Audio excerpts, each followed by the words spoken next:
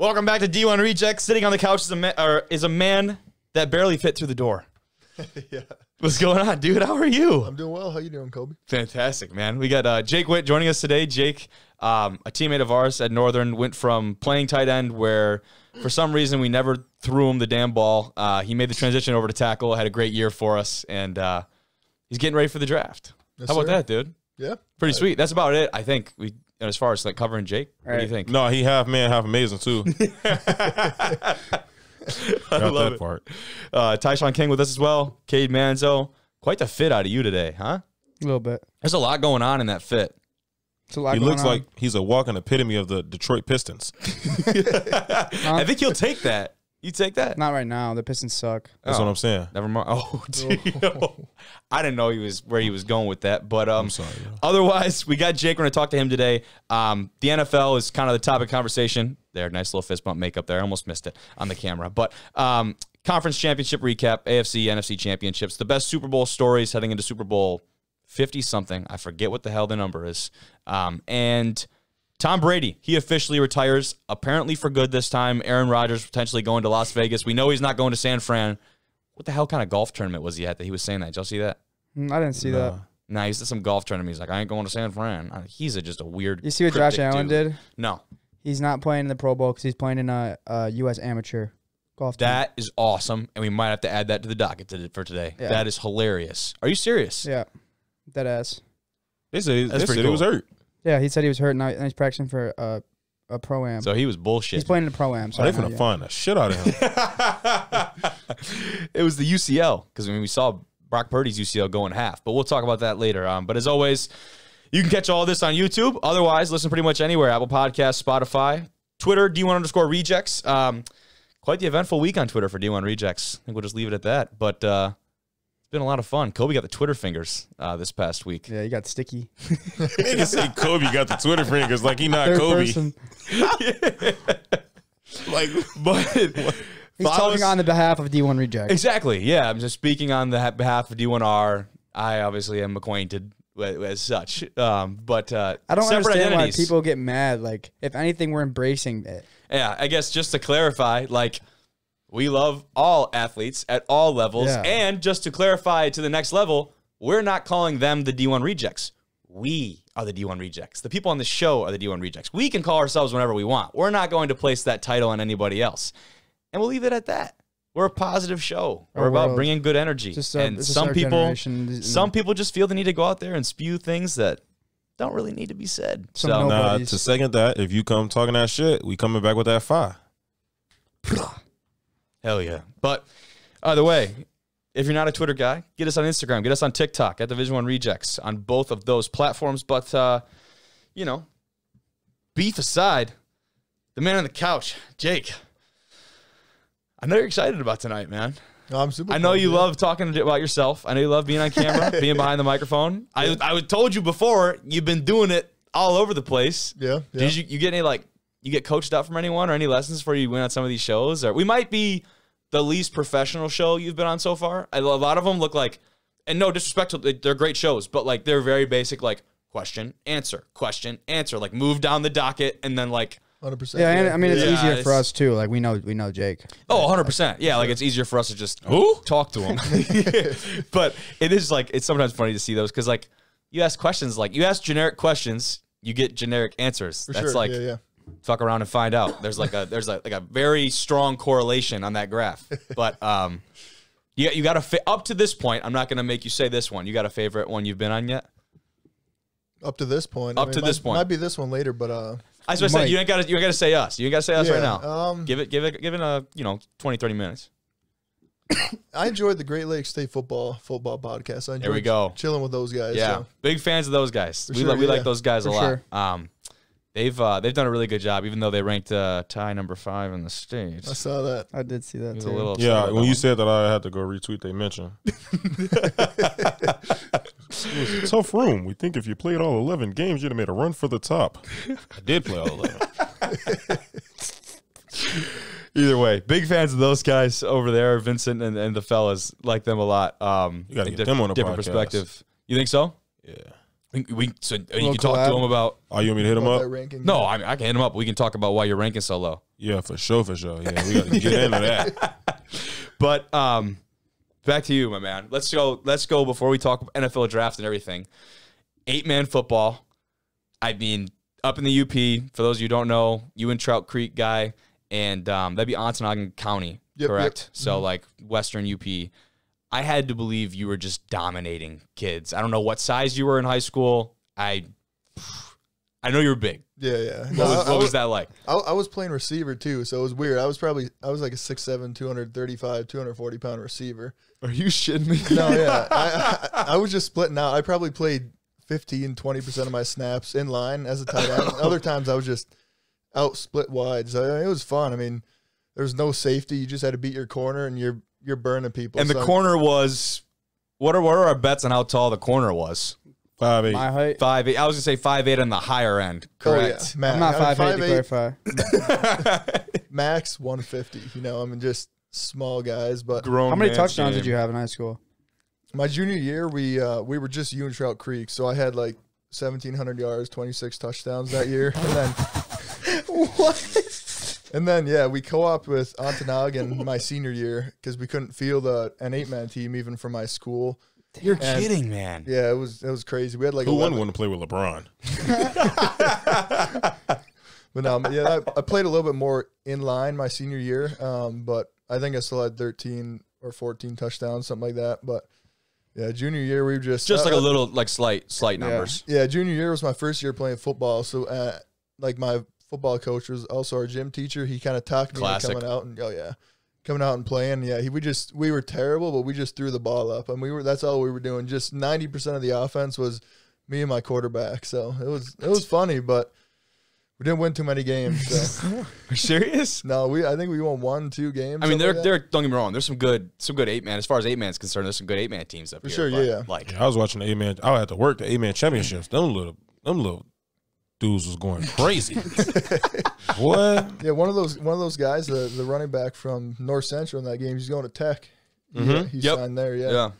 No, there's been a couple, especially like UP schools. Obviously, they try to, the Northern Tech and those type of things. They try and pick up some of the better guys from those teams. But, looking back at that, never thought you'd probably be in this position, I'd have to imagine. No, yeah. I mean, after junior year, I thought I wanted to play college football. That was my. Did you really? Okay, I was going to ask you about that. Yeah, that was what I wanted to do. Then senior year rolled around, had a great basketball season.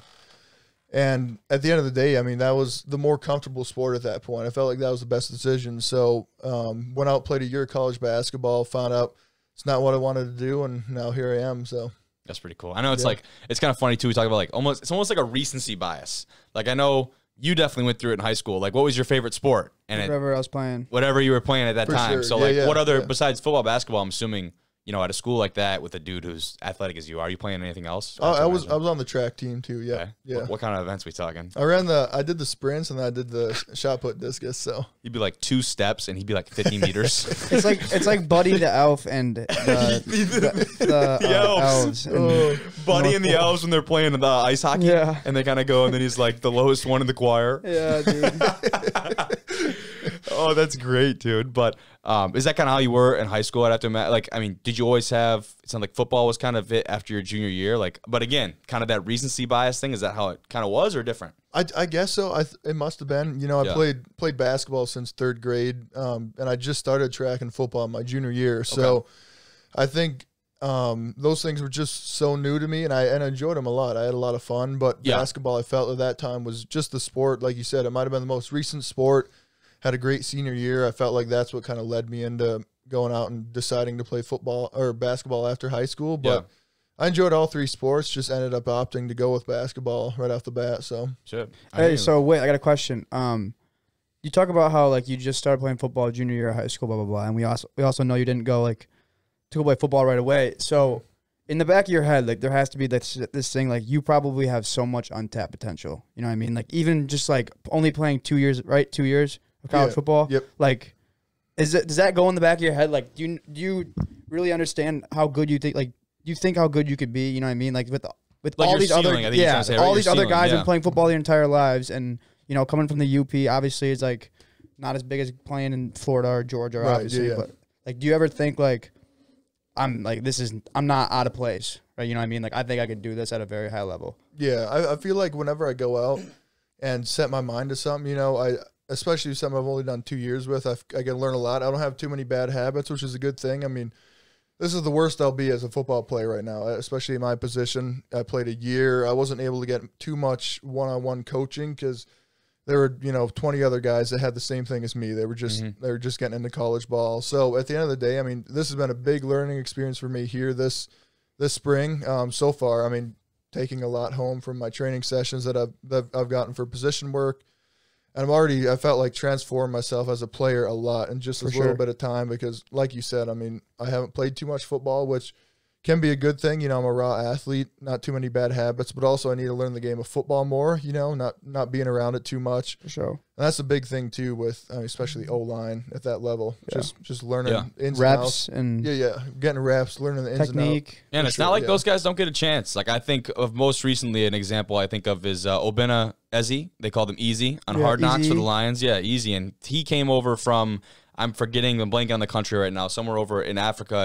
And, talk about raw, like very raw talent. Had not played American football until he even got over here. And he's a guy that remained on their practice squad the entire year. And that's, at the NFL, like even that is, I think, an accomplishment in itself for someone who doesn't have the football experience. Yeah. So that's something I wanted to talk to you about because, you know, what I think is awesome about you is like you're self-aware. And you said like this is potentially the worst you're going to be, meaning that, you know, you're going to only improve from this point on. I relate it to when I look back at my work that I create, whether it be photo and video or standing in front of the camera, if I watch my work from even just a year ago, it is a hard watch. Like, it is a very hard watch. I'm like, why? But at the time I made it, I'm like, oh, this is awesome. Like, I feel super confident about it. But I think that's great that you're self-aware and you know you can improve. But what I wanted to ask is that moving out of the draft, as an outsider looking at you as a prospect, you don't have a ton of experience at the tackle position. You're already at a disadvantage coming out of a D2 program, especially one like ours that, let's be honest, has not had a lot of success as of late.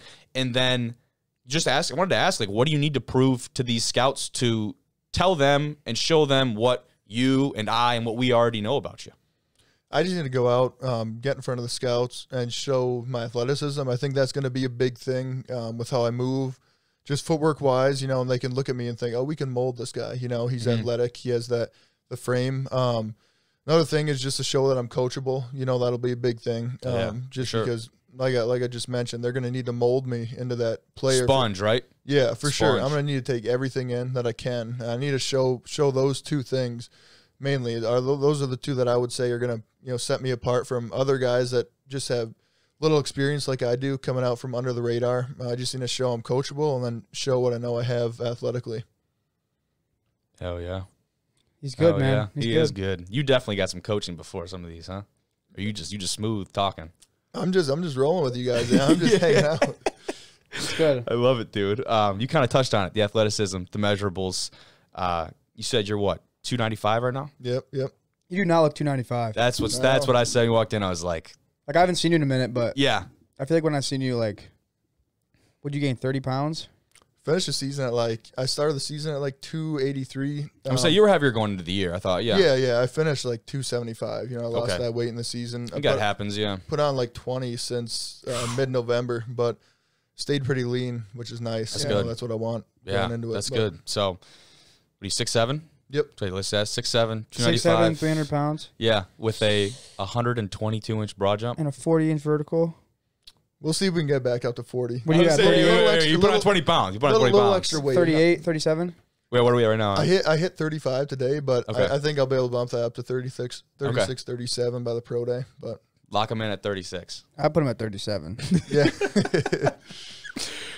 It's crazy, man. And like I said, it's not, you know, you have definitely some things that are stacked against you, odds-wise. All guys do, and just use more than other guys. But, I mean, I don't think it's unrealistic for, you know, you're not going to the draft. You're not going to be a guy that gets millions guaranteed. But I don't think it's unrealistic for a team to look at you and your measurables at your size with your, like we said, the ceiling, and take a chance on you. That, I would assume, has been your mindset through all of this, is just, convincing one person, one team, one organization, whatever, that you're worth investing in, right? Kind of that process. Talk to me about that. Yeah, absolutely. I mean, when I said, like, I was declaring for the draft, you know, everybody's talking about, oh, where do you think you'll get drafted? You know, like, that's always the assumption. Yeah, you know? yeah. I was thinking like There's always 22nd pick. Yeah. First round, no, but there's no other way to really put it, you know. You're but trying to get that guaranteed. Yeah. Imagine. Yeah, but at the end of the day, I mean, I know, like you said, that the most likely, like the very likely thing is I go undrafted, and then a team looks at me and either one of two things. I sign an undrafted free agent's contract right after that, or I go to a rookie mini camp. They see me, see what I can do athletically, and say, oh, we want to give this guy a shot, you know, try to develop him a little bit, and then see what he has. So I think those are the two very likely options compared to being drafted. But, yeah, I mean, I knew that going in. You know, I know For sure. Like you said, I mean, I come one year at the position, 2 years of college football only, you know, coming from. Shit, you could have had another year. Yeah. We could use you. So that's definitely going to be like one of those knocks on me for sure. Yeah. But I'm confident with what I have athletically, and at the end of the day, that's what I'm going to bank on, me showing out with that, and then a team kind of taking that chance. So let's go back to kind of like story-wise with you. You talked about leaving Tech, playing basketball. You come over to Northern just to get your degree, really, right? Is that kind of, yeah. So I would like to know the moment that a coach walked by you and did one of these. Yeah, no. Was there one moment where like somebody saw you in person? Did someone on our team like tell these guys that like, hey, you know, Jake Witt, like hit him up. Like we need to have him on the team. What was that like? Because I don't know how many students walk through the prestigious halls at Northern Michigan that fit the bill for that. Yeah, no, in high school, I was recruited by Northern for both football and basketball. Okay. So, Coach Bobby. Same coaches? Yeah. Okay, Coach Bobby Jerson, he's from my part of the UP, basically. Hell yeah. So he's the guy for me. He recruited me. And at the end of the day, it was either going to be I was going to walk on at Central for football. I was going to go to Tech, play basketball, or come here to play football. Okay. And opted to go to Tech. But, yeah, I just transferred here in my mind just to get my degree, focus on academics. And I didn't think I was going to play another sport again, but one semester just a student, then that second semester, and that whole time when they found out I was at Northern, first it was the basketball team. They wanted me to come out and play. Really? You know, but I had no interest. Is that Magrazak?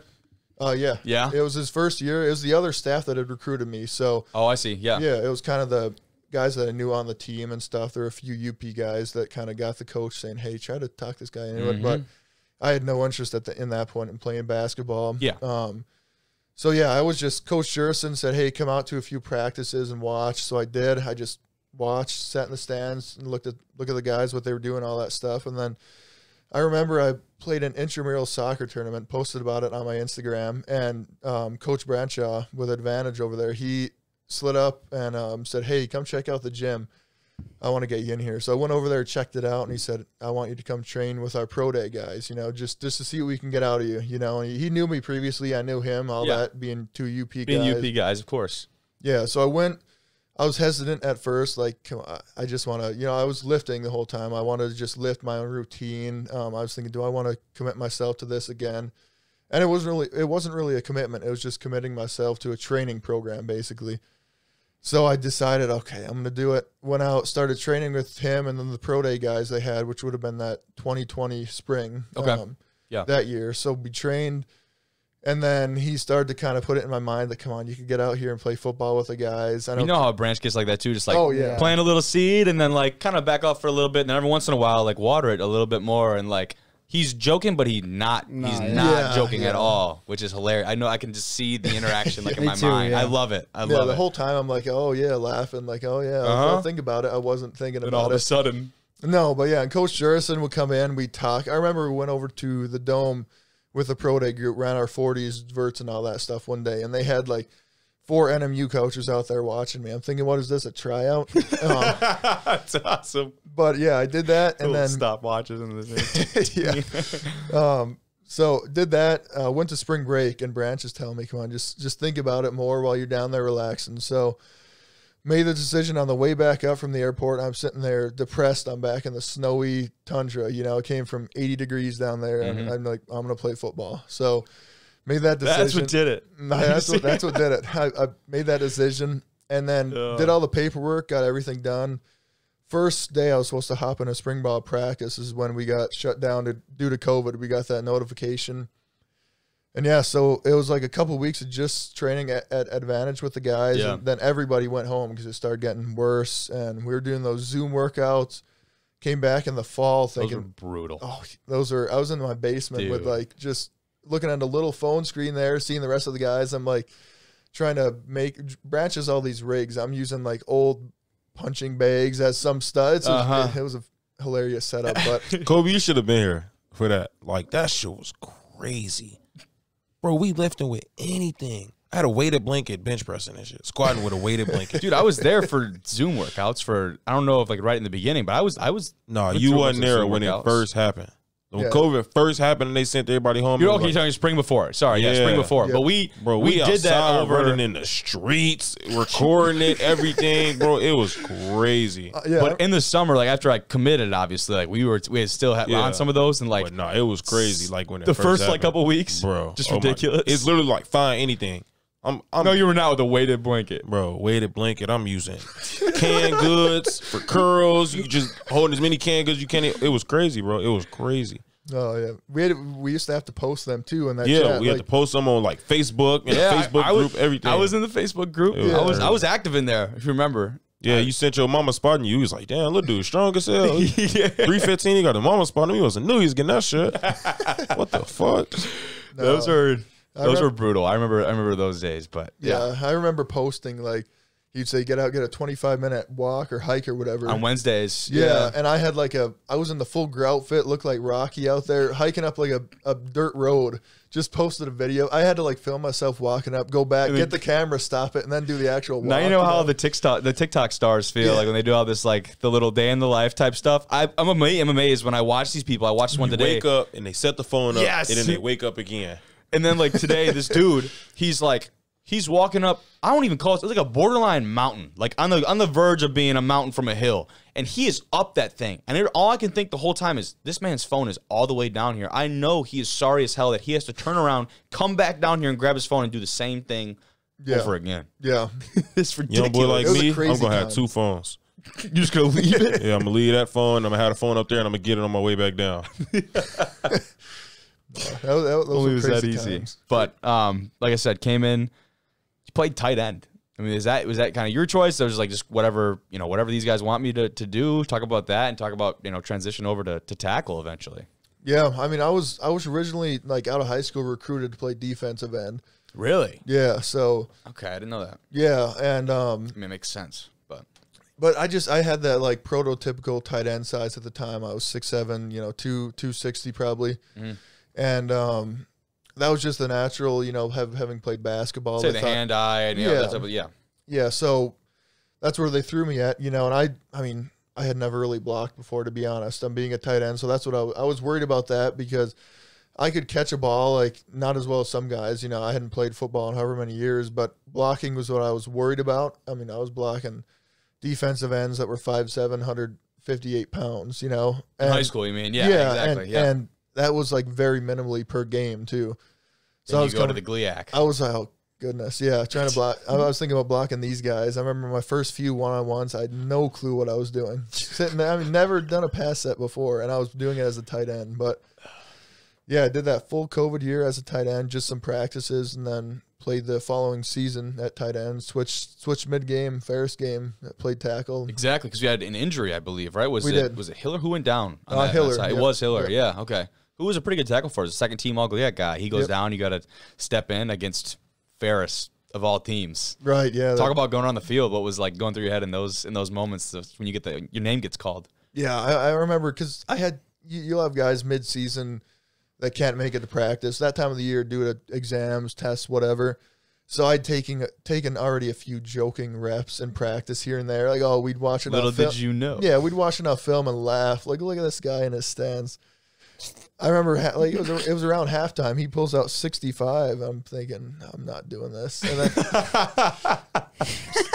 switched into number 65. And 65. I'm out there with skill position, cleats, all that. Just looked silly out there at the end of the line. And I think it threw the defense off a little bit because they were like thinking I was a tight end for a while still. Like, and I remember calling out like, he's a tackle now. But I went out there, and that would be brutal for a film study. You know what I mean? I guess with the number change, it kind of, it should tell you all you need to know, but still. Right, yeah. And I was asking Stanton, the right guard, every single play, like, okay, what do I do here? And he would, like, literally point out the guy, like, go to this linebacker, try to block him.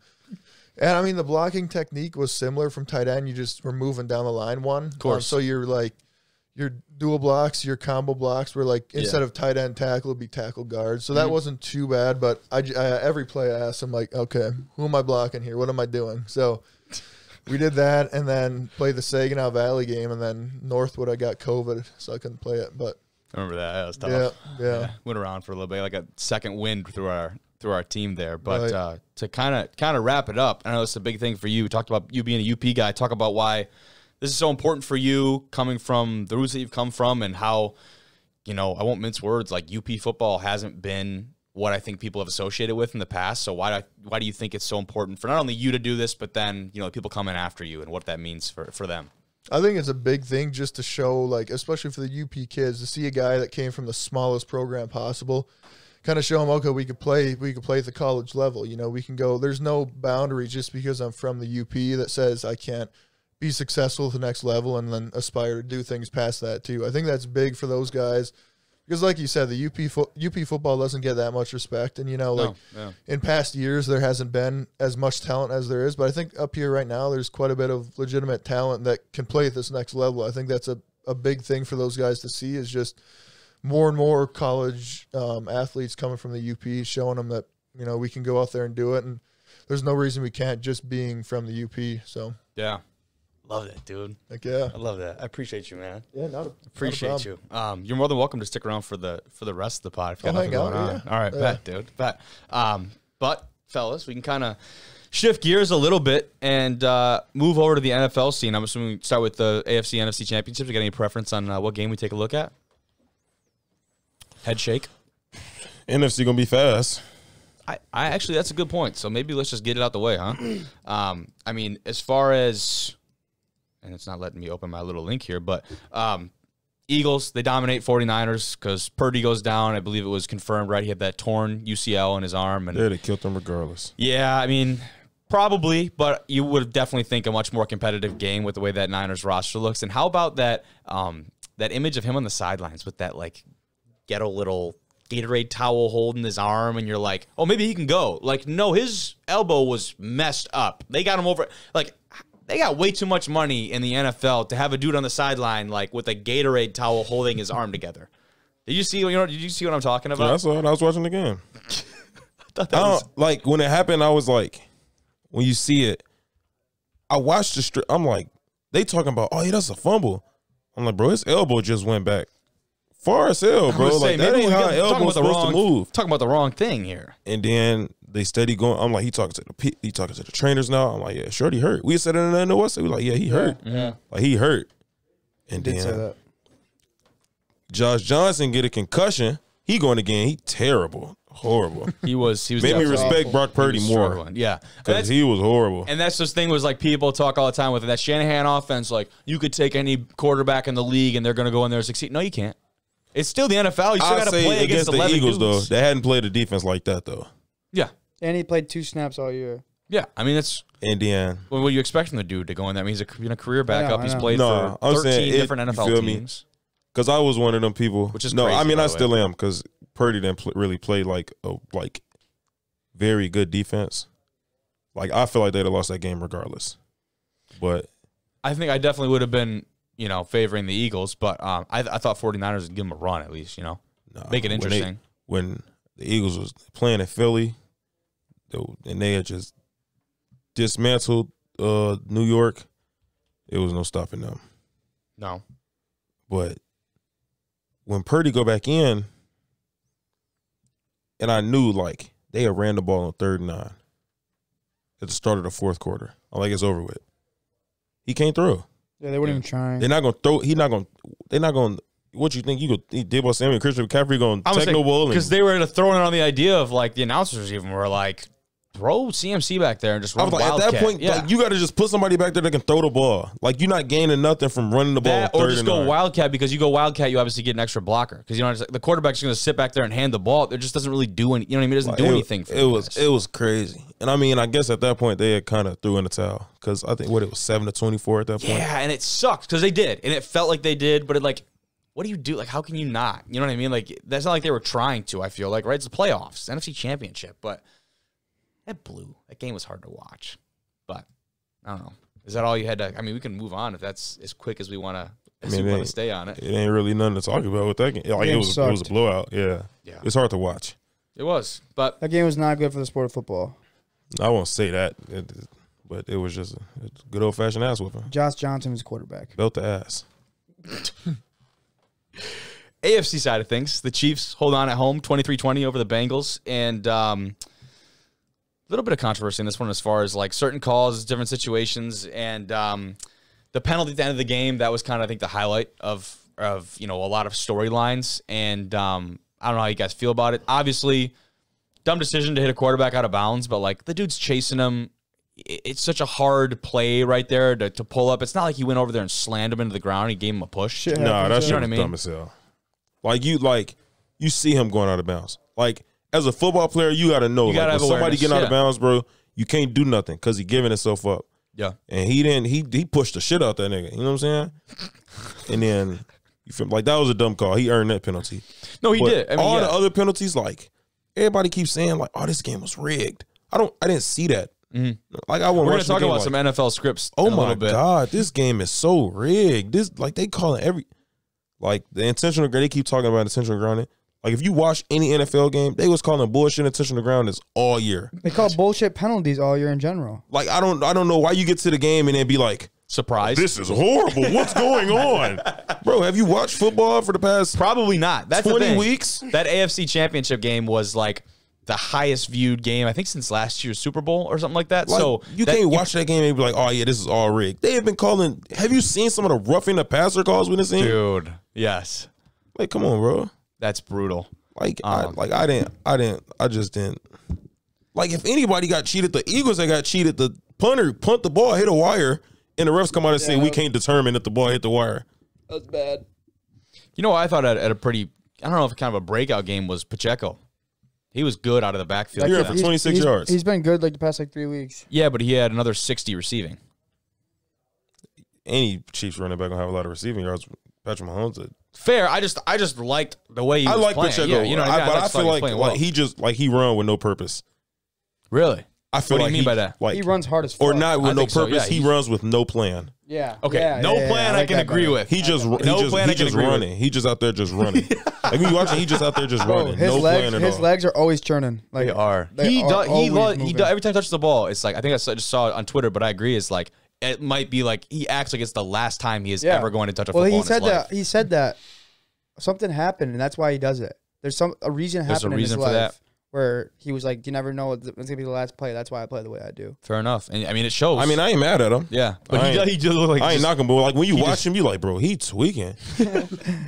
he running too hard. I mean, I guess you can't ever run too hard, but he fits the bill of somebody running too hard. If there was someone who's going to do it, it might be him. Otherwise, Kelce puts up a solid stat line, but MVS was the one who kind of had the breakout game. I mean, he's been producing all year for them, obviously in different situations, but 6 catches, 116 yards, and a tud for the former Packer. I didn't see that coming. I didn't see that coming. I thought that was a storyline that didn't get enough attention, I feel like, right, out of that camp. Because I ain't gonna lie, like, before, they was like, yeah, Travis Kelce injured his back on Friday. He a game time decision. I'm like, yeah, the Bengals it's finna be an NFC Championship all over again. Right. Yeah, because if he ain't got Kelce, he ain't got nobody. And Mahomes is banged up. And they really, Mahomes is playing on like 1 foot as well, so there's a lot of question marks. He wasn't that bad, though. Not as bad You as see him at practice during the week? He talked to him. You know they had him on some shit for that game. Yeah, for sure. That's what I'm saying. Like, he the Aaron Rodgers pack. Like, he didn't. Yeah, right. Like, when you see him out there running, like, they was like, that scramble at the end was so gutsy. He wasn't even limping. He was running. He's literally running. Yeah, when he got pushed out of bounds. You feel me? He wasn't in a boot the whole week. He didn't have a limp throughout the he did look just fine on that. Like, you feel they like, oh my god, he's so gutsy, bro. He's running. Like, what? If you playing, he's supposed to. He finished What, 29. He's supposed to sit out and let Chad Henne play? Yeah, he finished 29 for 43. Excuse me, with 326 and 2 tuds. Not MVS went crazy though. I'm like, because there's no stopping Travis Kelce. You can't bracket a tight end, or you're gonna lose because you giving up the middle of the field or over the. You feel me? You got it. How you gonna bracket a tight end playing inline? But MVS showed up for sure. I thought it was gonna be Juju that would have showed up. I don't think he loved the catch. Here's a stat for you, which I thought was kind of crazy. Sky Moore, Mecole Hardman, Juju Smith-Schuster, combined yards, 30 between the 3 of them. Well, Tony, is he in there too? Oh, Tony added 9, so under 40 for all of them. Yeah, it's not good.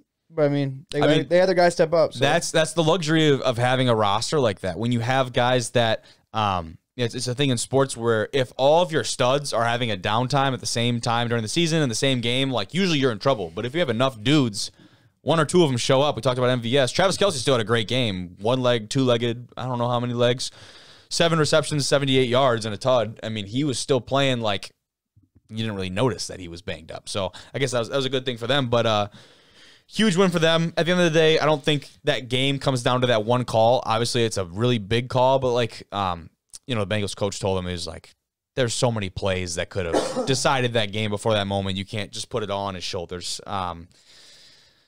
It's interesting stuff, man. Interesting stuff. But it wasn't rigged, bro. I don't think it was rigged. I don't think any part of the NFL is, and as far as that goes, is truly rigged. Like, There's definitely how hard it influence is to rig something, and for it to go like it would be harder for something to go to plan in the NFL than for it to just let it play. Like to rig an NFL. Like imagine if you feel me.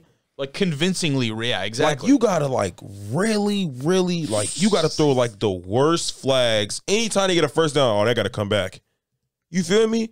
And then you gotta hope that the other team, like imagine if they tried to rig the 49ers game. How was you gonna get the 49ers to win that game? That I would have loved to see that. How would you have gotten the 49ers to win that game? You would have to do like one of those classic like movie moments where you're on the Niners sideline and you have like Fred Warner and you're like, you need to go in there and take Jalen Hurts and snap him in half. And then, even then, you got Josh Johnson, weak ass, and Brock Purdy can't throw the ball. They scored 7 points.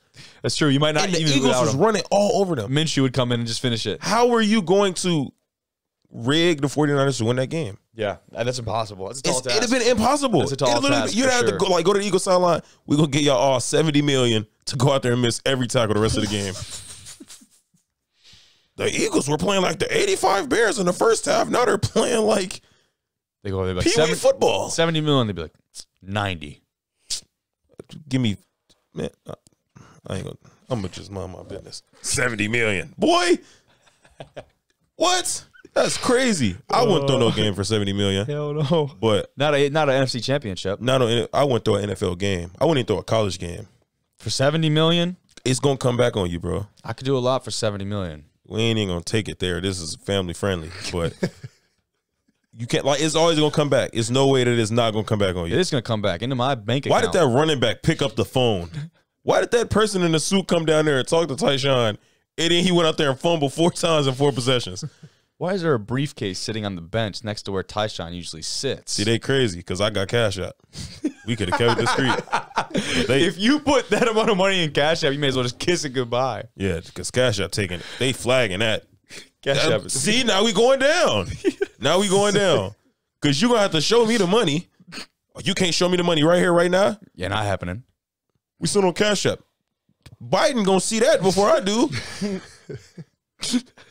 And now I'm under investigation. The NFL under investigation. Roger Goodell just got fired. The NFLPA president, DeMaurice Smith, just got fired. My head coach probably going to get fired. The owner probably going to get fired. I just got banned from the NFL for life. Ain't no USFL team trying to take me. But you got 70 mil. I can go play arena football or something. They're back. And I got 70 million. I didn't ask you, Jake, not arena football specifically, but, XFL is coming back. The CFL, an established league. The USFL has made a resurgence here in the last, just last year, really. Mm-hmm. Assuming, hopefully the NFL thing does pan out, you get a shot at a rookie camp or as an undrafted free agent, whatever. But I would assume you're open to those type of opportunities as well. For sure, yeah. I'd be open to, like you said, the CFL, USFL, XFL. At that point, you know, I wouldn't try to make it my career, obviously. I mean, just play a couple years and just see where you can go with it. Yeah, you know, at that point, save my body. You know, football beats your body up bad, and you know, for the money they're making, you know, it'd be tough for the rest of your life with a beat up body. But Is that what Bobby told you? Well, you can see it when you look at him. You know, you can. I would say you can see it when you look at him. When he points and his fingers are going in 4 different directions. Block him. You don't know where he's pointing. Yeah. Yeah. And I believe he's on his 2nd or 3rd knee replacement. And, like, there's just other things, like, and don't get me wrong, like, Coach, that's JT. I don't think he's. Block that fucker. Coach Cannon? Block Hans? And whoa. like I said, I don't think he'd probably tell you. I don't think he'd change any of it because I know he just had a storied career and had a hell of a time in the CFL. But I think he definitely would advise taking care of your body and those type of things. I'm interested to hear kind of what I'm sure you guys have talked about it to some extent. What do you have to say about that? I actually I haven't talked to him about it recently, but in high school, actually when he was recruiting me, I think my dad asked him this. He said, like, would you do it all again if you could? He said, if I went back right now, he said I wouldn't trade it for anything, but if I could go back and do it again, I wouldn't. Just because of how his body's destroyed, and all that stuff. Maybe he didn't mean it like he said it, but you could tell there was some bit that wishes he didn't. Maybe just go about it in a different way. You know what I mean? Yeah, wishes he didn't terrorize his body like he did. He played a whole game with no ACL. Dude, do you know how his ACL is repaired? No. So when I tore my ACL, I was given a couple options. The quad tendon, which I did the first time, is kind of the newer option. The patellar tendon, which I got this time or the second time around, is a very tried and true option, especially at the NFL level. You have a hamstring graft that's also semi-common, not as much with athletes. Older, if you're older and done being an athlete, there's a cadaver, which is a tendon from a dead person. Bobby had none of those. Not a single one of them. They took his was the IT band. They took his IT band out of his knee and used it to repair his ACL. And I asked multiple surgeons that I met with about this. They have never heard of it, A. And B, they were like, I guess that could work. He would have that, though. Dude, yeah. He's like, Kobe, ask about the IT band when you go in. What? What? Yeah, like I said, Don't they had surprise me. never heard of that, but then they're like, I mean, I guess. Like, it could work. But they're like, but I would never do that. Like, never. But his best friend did a surgery. He got surgery in his bedroom.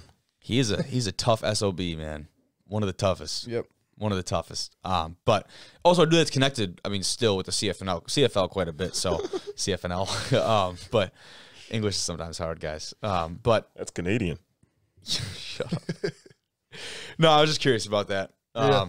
I think it'd be sweet to get an opportunity like that. The USFL at least has host cities now too, which is kind of cool. So not everything's out of Alabama. The Detroit, baby. XFL is has come around too, and it'll be interesting to see if those leagues have some staying power. Arena football coming back is a weird thing to the mix. I'm not sure when their season is going to be. I would assume in the spring. They're not going to do it in the fall, right? I would hope not. Yeah, so fighting with college football. It'll be really odd, but we can move on to the Super Bowl, and more specifically, the storylines for this year's Super Bowl, and these two are kind of at the forefront of everything Super Bowl this year.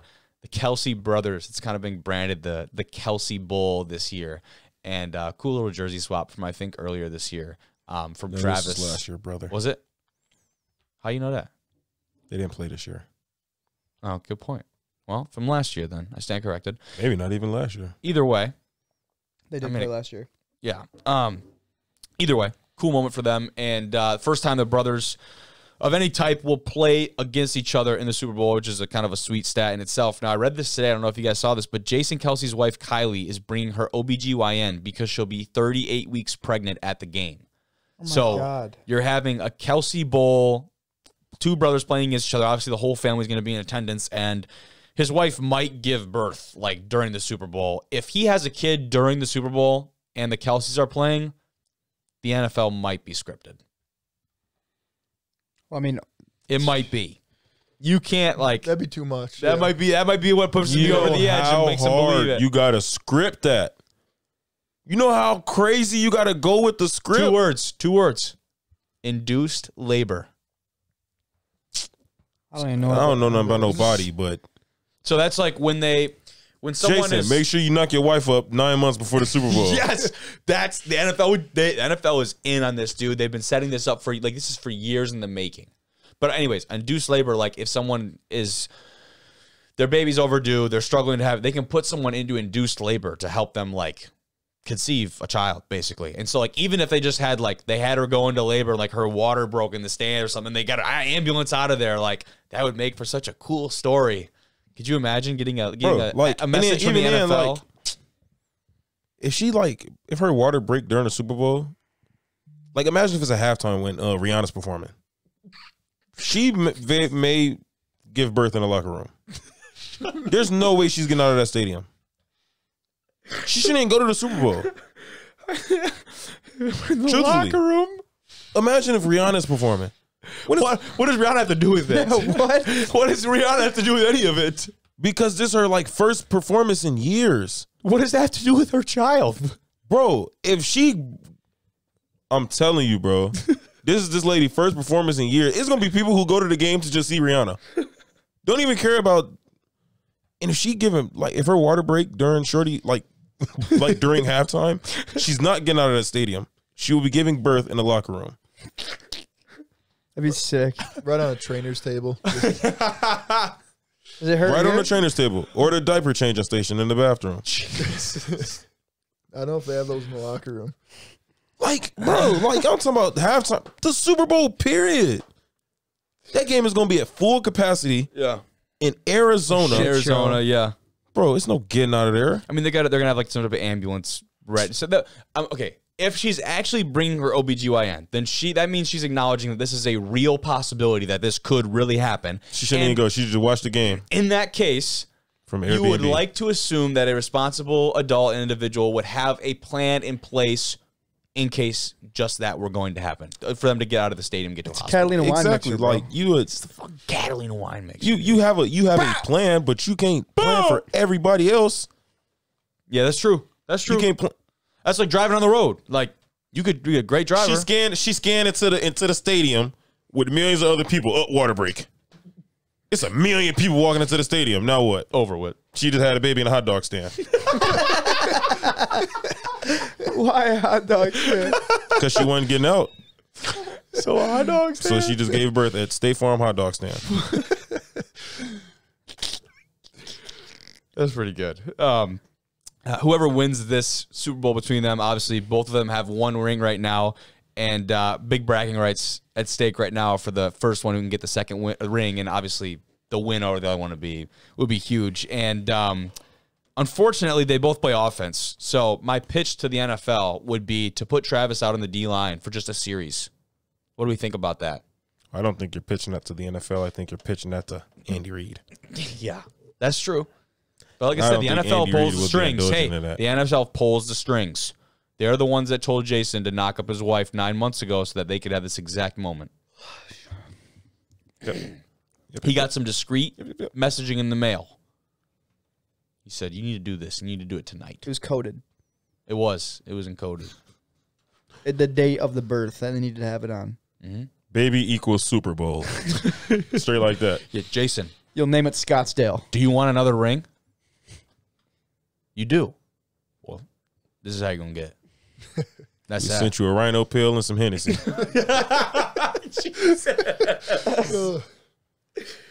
You're off on tonight, bro. Rhino pill and Hennessy. That's wild. That's the people in Walmart if they had a rhino pill. Just trolling. Y'all got them gas station pills in here?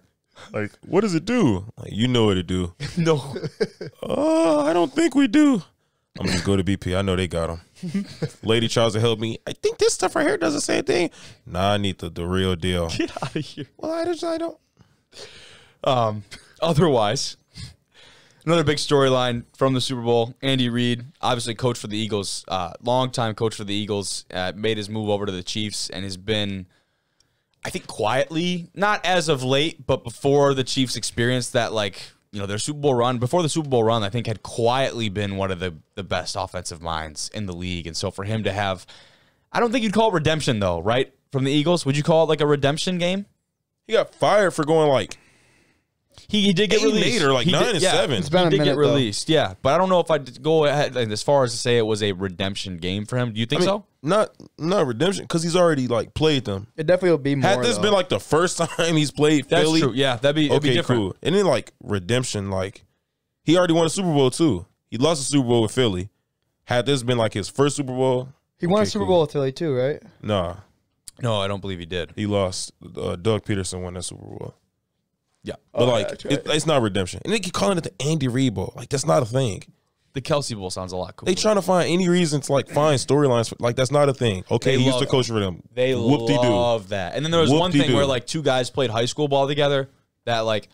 Oh no, Willie Gay and AJ Brown. I think yeah. Like that's better than the Andy Reid Bowl. Agreed. They grew up in the same city, played on the same high school team, and now they playing each other in the Super Bowl. That's pretty cool. That's good. That's pretty cool. Andy Reid used to coach the Eagles 10 years ago. Bro, you act like he just got fired this offseason night. You know what I'm saying? They reach. It's always a reach with them, I feel like. And I will say, too, about these guys before we kind of move on is, like, how about the timing of this that coincides with the launch of their podcast, New Heights? It went to the #1 in the charts for sports podcasts, past Pat's show. It passed the McAfee show in ratings there for a hot second. That's impressive. That is crazy. It's past, Pardon My Take, Bussin', Pat McAfee Show, all those guys just skyrocketed up, all past all of them. That is really impressive, dude. And it's good. Like, it's good content. It's not, I don't think it's just because these two are obviously at the peak of their careers. You have that aspect of it, but also, like, they're both just entertaining-ass individuals. Like, they're just funny as hell. They're genuine. They're brothers, so their banter is hilarious. They're relatable. I think they're very personable, and, like, I think the coolest thing about it is, like, when you see them on the podcast, they're the same person as in the press conference. Yeah. There's no difference. There's no, like, shining mirrors and whatever, like, stuff like that. So, what did you think of Kelce's, what he said to the Cincinnati mayor after the game? I loved it. Yeah. Jabroni. Why took it come took it out on. of the Rock Johnson's arsenal there. Yes, dude. The Rock Johnson. Yeah, the Rock Johnson. What do you mean? Why did he even say anything? Is what you're The saying? mayor, like, bro. Oh, I thought you meant Kelce. I'm like, I definitely would have responded too. But yeah, the mayor. He did say, like, he got me. I deserved it. Yeah, no, he on Twitter. Yeah, you're right. He did. But, like, but why even say that in the first place? You're a political like figure. You talk about we need to see if Father is a paternity test, right? bro, what? Like, that's out of pocket. What, It was fam? pretty crazy. I can only imagine like the mentions from like serious political people underneath that tweet. Oh, dude, whenever he runs for re-election, his they're opposition is going to have a heyday. He's more worried about the football than fixing the city's water. He's more worried about the Cincinnati Tigers than he is about our public education system. You feel me? And then it's a paternity test to see if to see if Burrow is the father of a man who's older than him. Yeah. The optics aren't great on that. They really aren't. It's just some things where you just can't, like, that's just like, Just don't chime in. it may Why? have been in good nature, but you just don't do it. Because in the end, it'll only backfire on you. He wouldn't have gained nothing from that had Cincinnati won. And now he lost, he'll never be mayor again. That's a bold claim right there. I don't know if you're upset or not. I don't know if you're going to be correct or not, but we'll see. I mean, I don't give a damn in my life. Quick, That gun big, though. quickly, we'll touch on this piece too. And some random Twitter account, Las Vegas locally, says, which neighborhood is at Aaron Rodgers moving to? Devontae Adams says, mine. Now, personally, I don't think this has any like actual backing to it. Obviously, he could definitely end up in Las Vegas with Derek Carr being on the chopping block, but I think this is just Devontae Adams being like, I want to play with my guy again, right? Especially after this year. I mean, we saw his support for Derek, but Derek is obviously moving on. I feel like we can pretty confidently say that. He isn't moving on. The Raiders gave up on him. Yeah, he did. But yeah, it's over They with. forced And him out of the building. He need a quarterback. Yep. So I mean, I don't see why this. Aaron Rodgers would probably go to Vegas, gamble, do drugs, throw to Devontae Adams again. Get with models and NASCAR drivers and Kind of sounds like his the life forte. to him. Yeah, it does actually. San Fran don't need a quarterback anymore. He can't go there. So Vegas probably the next best thing for him. that are the Jets. I'm gonna say the Jets are reportedly going to go all in on a trade. Him and for Zach A-Rod. Wilson are like butt buddies. Bro, I don't like if I'm the Jets, I'm not bringing in Aaron Rodgers. But you're not. I'm not. I would rather like give Zach Wilson another offseason or play with what's his name? Mike White. Mike White. Go sign Aaron. Like Aaron Rodgers wasn't back. Aaron Rodgers wasn't good this year. Neither was Tom Brady. Comparatively to his past years, or just compared like to like a NFL quarterback, like he was pretty average. Average, yeah. Agreed. You don't need more averageness with a big name and a big personality and an old one at that. Like, bro, what you gonna trade for Aaron Rodgers? Do you think the Packers gonna give him away? No. Come on, fam. How long have we been going? I feel like we've been on here forever. 55 minutes. We're wrapping up here. You got somewhere to be, bro? No, I can't stop yawning over here. Oh, my bad. I'll shut up. My business. We got 2 things to react to. Is that all right? No, Can we do that? Okay. I just feel like I have my phone, so I can't check the time. Yeah, we're at like 55 minutes right now. But couple things to react to. The first one is a video regarding Nick Sirianni, who potentially could be the top coach of the year candidate right now. And this clip that we're going to watch is from Good Morning Football, and very critical of the job that Sirianni has done with the Eagles this year. And I guess I should preface it by saying, I'll zoom out of this real quickly. Right here, Giants safety Julian Love says Eagles coach Nick Sirianni is, quote, in for a free ride right now. And he is not a fan. So we'll take a look at this. You know, he's a guy who really is doing a good job because he's not getting in the way of his team. He has an experienced roster from top to bottom, offense, defense. You see this stuff, though? Like, what's your reaction as a player? And that guy's doing that. I don't like it. I don't like it at all. I mean, he's in for a free ride right now. You guys can coach this team. And damn. He's laughing like crazy, too. You know, I will say, I do not like Sirianni really is doing a good job. No. I think he's just been like a clown act all year. I would like. Can you agree though? Like he probably just the position he's in. He's probably in that coaching of the year, probably that top spot. Him and Dan Campbell, I'd assume, be in the conversation as well. Dan Campbell's not. He's not a finalist. They already released him. Yeah. Who are they? It's probably him. It's Brian Sirianni. Dable. I was gonna say Dable. Dable. It's Dable's a good pick. And the Jaguars, Doug Peterson. That's surprising, actually. They weren't gonna give it to Dan Campbell for missing the playoffs. It was 9-8. He didn't make the playoffs. You're not gonna give somebody coach of the year who didn't make the playoffs. But hey, I mean, made what the do we playoffs, think? he'd have won it. To stick with this though, I mean, shut up. He is. Now you mad about the Lions?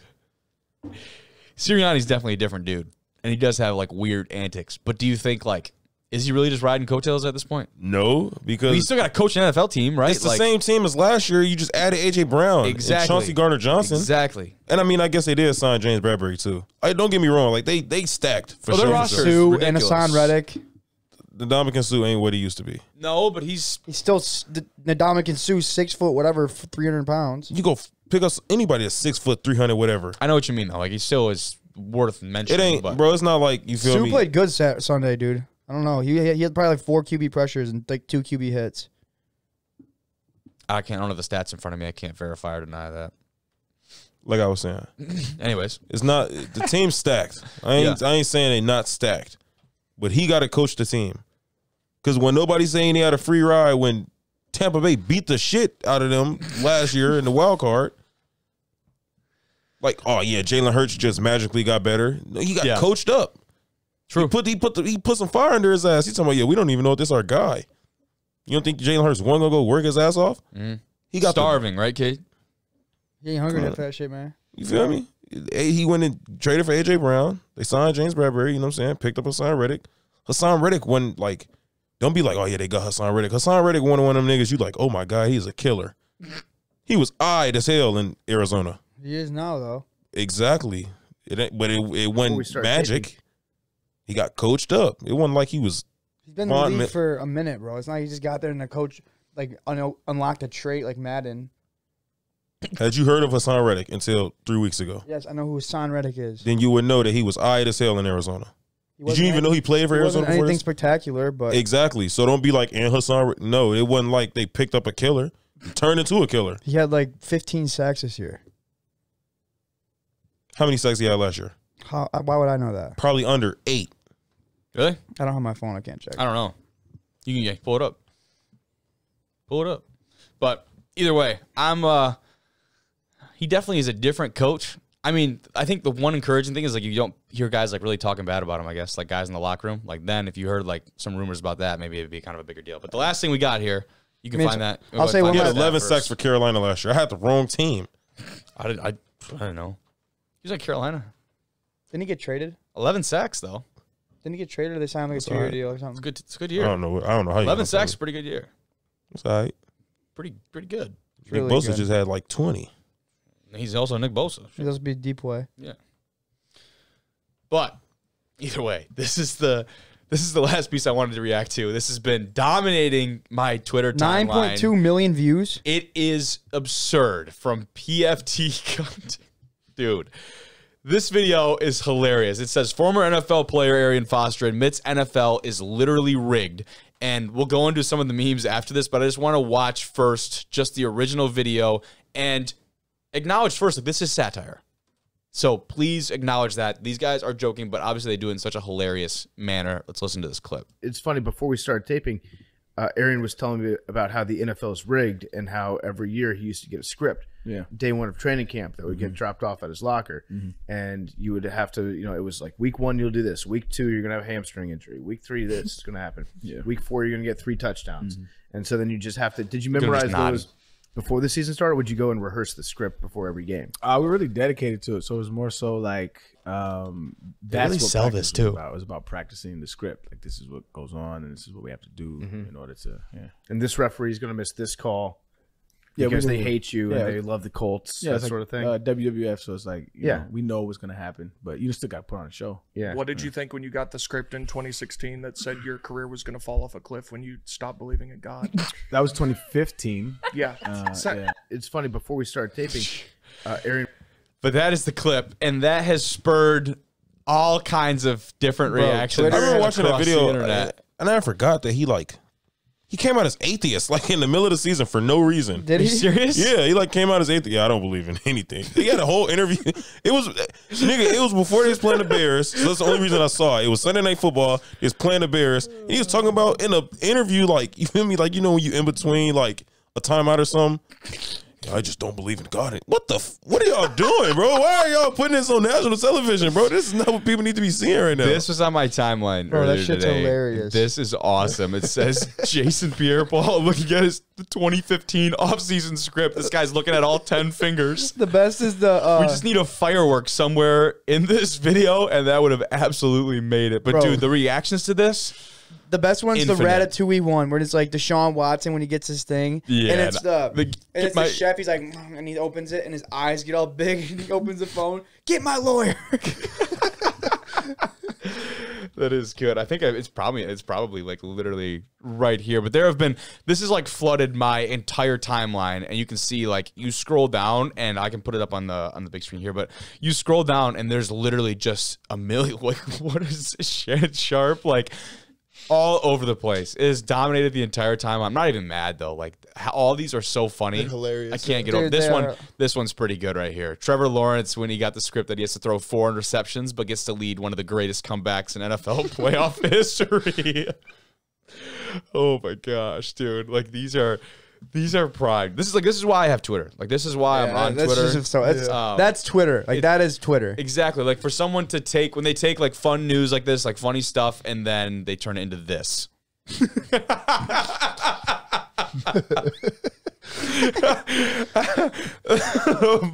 Michael Vick's dog seeing the 2007 script. That's foul as shit. Dude, there were some ones that, like, this kind of treads that line. There were some ones that went over the line. I saw them. I chose a couple that weren't quite as, I guess, graphic, or the events that they were describing. I've got one more for us right here. This one is more of just like a football, like, funny one. This one's pretty good. Tom Brady and Russell Wilson, obviously that last second interception on the goal line. It's good stuff, dude. That's why I have Twitter. I love it. But all right, we can wrap this one up. This has been a longer one, but That's fun. Jake's just good at talking, dude. Yeah, Witt was good. This is good, man. I appreciate you, dude. I'm glad we can finally get you in here. That was fun, bro. Appreciate you having me. Of course, man. But otherwise, we'll be back next week with some more stuff. Signing day closed up. We'll probably touch on some big-time transfers and stuff next week, and a lot of big-time guests coming on soon. So appreciate you if you made it this far.